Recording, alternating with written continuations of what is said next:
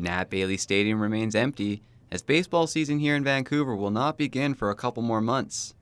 But when the season does get underway, the Canadians rely on billet families like the Gustafsons to house first-time professional players. These families provide the players with a home-cooked meal, transportation, and a roof over their head. We certainly just find it an enjoyable experience for the summer. My sons, all three of them, work at Nat Bailey in the parking lot, and so there's a connection there already with the team. And there's a little bit of financial support for the food and whatnot. The Gustafsons have been housing a player each summer for the past 7 years, and though they are provided with tickets to games and a meal stipend, it means more than that to them.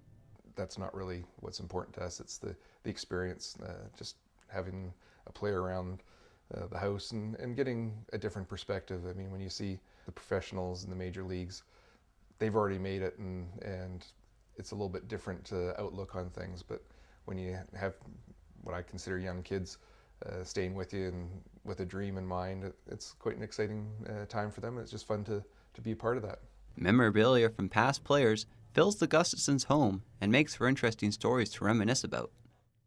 In our first year, we had a guy named Ronnie Morla, who was from the Dominican Republic and spoke almost no English.